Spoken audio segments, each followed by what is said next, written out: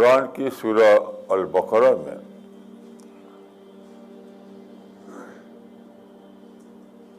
رمضان کے بارے میں اور روزے کے بارے میں کسی قدر تفصیل کے ساتھ آیا ہے.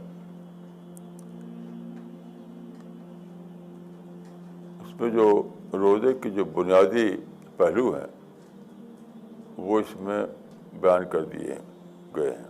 اس میں یہ آیت آئی ہے کہ شہر رمضان الذی انزل فیہ القرآن ھدی للناس وبینات من الھدی والفرقان فمن شہد منکم الشہر فلیصم. اس سے معلوم ہوا کہ رمضان کی خاص اہمیت یہ ہے کہ اسی مہینے میں قرآن اتارا گیا. تو جس مہینے میں قرآن اتارا گیا اسی مہینے کے بارے میں آیا کہ اس مہینے میں روزہ رکھو. اس سے معلوم ہوا کہ روزہ اور قرآن میں خاص تعلق ہے. وہ تعلق کیا ہے؟ میں سمجھتا ہوں کہ وہ تعلق یہ ہے کہ رمضان کے مہینے میں اصلاً سب سے زیادہ جو کام کرنا ہے وہ ہے قرآن کا مطالعہ. تلاوت نہیں بلکہ مطالعہ. سب سے زیادہ ضروری کام یہ ہے. اور یہ جو دن کے اوقات میں کھانا اور پینا چھوڑنے کا حکم ہے اس کا بھی گہرا تعلق اسی چیز سے ہے. دیکھیے روزہ کے بارے میں جو عربی لفظ ہے وہ ہے صوم. صوم کا انگلش ایکولنٹ ہے ایبسٹیننس، یعنی رکنا.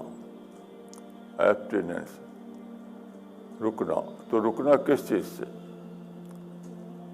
میں سمجھتا ہوں کہ یہ کھانے اور پانی سے رکنا ہوتا ہے یہ علامتی رکنا ہے، یعنی سمبولک ایبسٹیننس. اس کا مطلب یہ ہے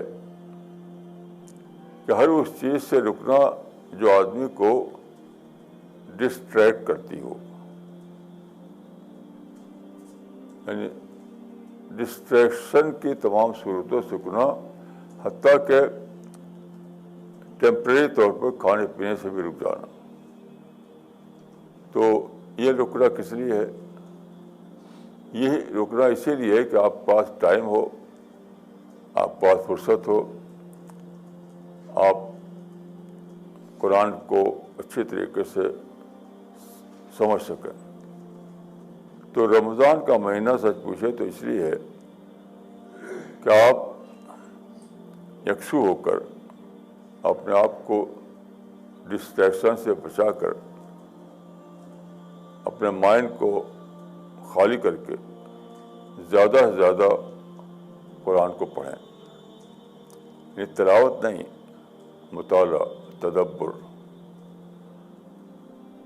اور قرآن کے اندر جو گہرے معنی ہیں ان کو دریافت کریں.